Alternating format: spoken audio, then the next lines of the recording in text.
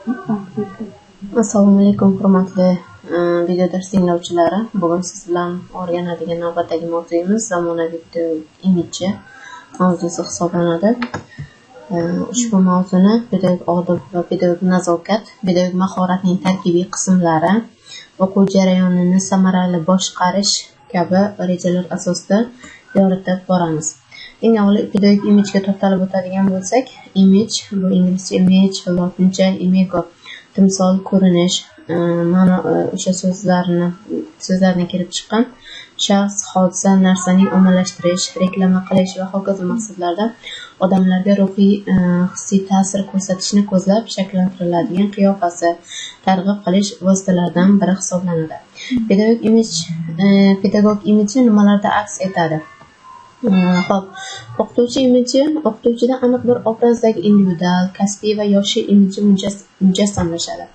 Yon atrofdagilar pedagogning shaxsiy, yoshiga doir, jinsiy hamda kasbiy sifatlarini muhokama qilishadi. O'qituvchi imiji individual va shaxsiy sifatlari, kasbiy faoliyati va xulqining kommunikativ xususiyatlari kabi xossalardan iborat. Imijning xossalari: tashqi ko'rinish, muloqotning verbal va noverbal vositalarining qo'llanilishi, kasb obraziga ich-ichidan mos kelishi, ichki shaxsiyat, pedagog faoliyatning uslubiy xususiyatlari, kasbiy yo'naltirganlik kabilar kiradi. Pedagog imiji birinchi bosqichi bular tashqi ko'rinish bo'lib, unda pedagog imijining asosiy xususiyati ilk taassurot fenomeni, yangi vizual go'zallik muhim rol o'ynaydi. O'qituvchining umumiy ko'rinishi barkamol, o'quvchi va uning ota-onalari hamda kattalarning hurmat va ishonchini tug'diradigan, ularni o'ziga qarata oladigan bo'lishi kerak. Bunda o'qituvchi kiyimning rangi, me'yorida qilingan pardoz-andoz, zamonaviy soch turmagiga katta ahamiyat berilishi lozim. Ikkinchi bosqichimiz bu o'qituvchi to'g'risidagi ilk taassurot. Ya'ni ustoz sifatida qabul qilinganlik, pedagog ta'sirini hosil qila olish, bolalarga ta'sir etish singari omillar katta ahamiyatga ega. Imijning muhim omillaridan biri muloqotning verbal va noverbal vositalarini qo'llay olish kiradi. O'qituvchining muhim vazifasi o'zi to'g'risida ilk taassurotni ijobiy shakllantirish hisoblanadi. Verbal deb nomlanadigan imij o'qituvchi oyoqlarining yig'ilgan holatda turishi, qo'llarining me'yorida harakatlanishi, ovoz timbirining juda yuqori emasligi yoki juda past emasligida katta rol o'ynaydi. Noverbal deb nomlanadigan imij o'qituvchi imo ishoralari, yuz qarashlari, mimika, aslini olganda odamlar o'rtasidagi axborot almashuvi bo'lib, uning asosiy maqsadi uzatilayotgan va qabul qilinayotgan axborotning tushunarliligini ta'minlashdir. Uchinchi bosqich bu o'qituvchining imijiga ta'sir qiluvchi uning hayot tarzi hisoblanadi. Uning hayot tarzi imijiga odamlar tomonidan uning shaxsiy hayoti qay darajada qabul qilinishi, yon atrofdagilar hamda oila a'zolari bilan munosabatlari, uning ma'naviy tamoyillari, fazilatlari, xulqi va xarakteri kiradi. Ichki obraz bu eng avvalo o'qituvchining madaniyati, bevositaligi va erkinligi, jozibasi, emotsionalligi, tasavvurlari, tarovati, muammolarni hal qilish qobiliyatlari, assosiativ tasavvurlari, dars jarayonida kutilmagan yorqin yechimlar, ijod qilishga tayyorligi, ko'p sonli odamlar orasida o'zini tuta olishi va boshqa tamoyillardir. Tashqi obraz o'yin texnikasi va o'yinning ruhiy holatini namoyon qilishi, darslarni interfaol darajasiga chiqarish, butun darsni mohirona o'tkazish rejasini tuzishdan iborat. Zamonaviy o'qituvchining obrazi o'quvchi ongida nafaqat yaxshi sifatlarga ega, balki o'qituvchi muloqotining barcha verbal va noverbal xususiyatlarini o'zida mujassamlashtirgan yangi kommunikativ imij bilan ham aniqlanadi. O'qituvchi tashqi ko'rinishining alohida komponenti o'quvchilar ongida o'z ahamiyatiga ega, biroq darsda har bir aniq vaziyatda u muhim yoki ahamiyatsiz bo'lishi mumkin. Bir vaziyatda bola uchun o'qituvchining imo ishorasi muhim bo'ladi. Ikkinchisida uning qarashlari, uchinchisida o'qituvchining pedagog imiji va muloqot madaniyati katta ahamiyat kasb etadi. Pedagog odobi haqida to'xtalib o'tadigan bo'lsak, odob bu rasm, tamoyil, xulq-odatlar majmui, ijtimoiy-iqtisodiy tuzum taqozosi bilan turmush sharoitining alohida tarzi, an'analari negizida odamlar o'rtasida paydo bo'lgan muomala munosabatlarining xususiyatlari tushuniladi. Odob kishilarning amaliy xatti-harakatlari, muomala munosabatlari ham deb qaraladi. Pedagog odobi umuminsoniy va milliy axloqning qonuniyatlari, vazifalari, tamoyillari, tushunchalari, talablari, mezonlarini ta'lim-tarbiya jarayonida oydinlashtirib, pedagogning ta'lim oluvchilar, kasbdoshlari, ota-onalar, ta'lim muassasasi rahbarlari bilan munosabatlaridan namoyon bo'ladigan kasbiy axloqiy xususiyatlar yig'indisidir.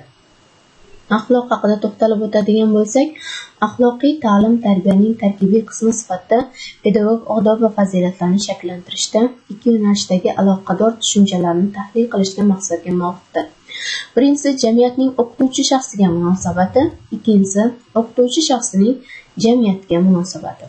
O'qituvchi odobining mohiyati asosiy mazmuni pedagog faoliyat uchun muhim bo'lgan axloqiy sifatlarda ifodalanadi. Umuminsoniy va milliy axloqiy fazilatlar barcha kishilar, hamma kasb egalari, jumladan o'qituvchi tarbiyachilar uchun ham juda zarurdir. Pedagog takt o'qituvchi axloqining amaliy ko'rinishi hisoblanadi. Takt axloqiy tushuncha bo'lib, u insonlarning o'zaro munosabatlarini muvofiqlashtirish, tartibga solish, insonparvarlik g'oyalariga asoslangan bo'lib, andishali xulq har qanday ziddiyatli vaziyatlarda ham inson hurmati saqlanib qolishini talab qiladi. Har bir insondan, ayniqsa o'qituvchidan andishali bo'lish talab qilinadi. Boshqacha qilib aytganda, pedagog takt bu o'qituvchining talabalar oldida o'zini tutishni bilishi, bolaning holatini, intilishlari, qiziqishlarini tushuna olishi va eng samarali ta'sir yo'llarini topa olishidir.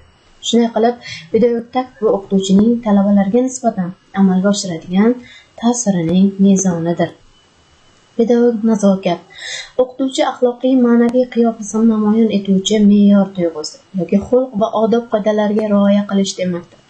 Pedagogik nazokat o'qituvchining o'quvchilar bilan o'zaro munosabatini tashkil qilish vositasi. Psixologik til bilan aytganda, nazokat insonning bir qolipdagi barqaror tasavvurlarida mujassamlashgan shaxsiy insoniy xislatlarning yig'indisidir.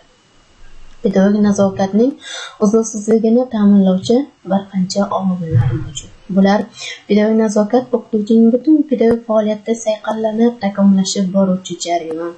Pedagog nazokat odatda tugallangan shaklga ega bo'lmay, insoniy fazilatlar evaziga uzluksiz boyib boradi. O'qituvchi pedagog nazokatning tarkibiy qismlarini ijtimoiy muhitga va odamlarning yashash tarziga, urf-odatiga qarab o'zgartirishi mumkin. Pedagog nazokatni o'qituvchi har bir o'quvchi bilan o'zaro munosabatda o'zi uchun eng qulay shaklga keltirib, ma'lum bir muvozanatda saqlaydi. O'z kasbini sidq-dildan sevishi, halolligi, rostgo'yligi, axloqiy pokligi, odamiyligi, kamtarligi, samimiy muomalasi pedagog nazokatning zaruriy talabidir. Pedagogik nazokat asosida o'qituvchining mehribonligida, tarbiyada, talabchanlik va qattiqqo'llik xislatlari mujassamlashgan bo'ladi. Pedagog nazokat asosida o'qituvchi pedagog odob va axloq normalarini o'zining dunyoqarashi va axloqiy tajribasi bilan boyitib boradi. O'quvchilar bilan munosabatda pedagog nazokatni qo'llash natijasida o'qituvchi o'quvchilarning xarakterini, ichki dunyosini yaxshi bilib oladi. O'quvchilar bilan munosabatda do'stona muloqot qilish imkoniyatlari paydo bo'ladi. O'qituvchi o'quvchilar bilan chin ko'ngildan bir-biriga yaqin bo'ladi. Ba'zan eshitmasligi kerak bo'lgan o'quvchilarning o'zaro sirli gaplarini eshitmasdan o'tib ketish mumkin. Negaki o'zgalar gapini tinglash odobsizlikdir. O'qituvchi ba'zan o'quvchilar jamoasining kundalik ishlariga aralashmasligi, jamoada ro'y beradigan ba'zi ko'ngilsiz hodisalarni ijobiy hal etishni jamoa faollari zimmasiga havola etishi mumkin. Bularning hammasi o'qituvchining o'quvchilar bilan bo'ladigan ixtiloflariga, kelishmovchilik va ziddiyatlarga barham beradi. Nut texnikasi. Hurmatli tinglovchilar, e'tiboringiz uchun rahmat.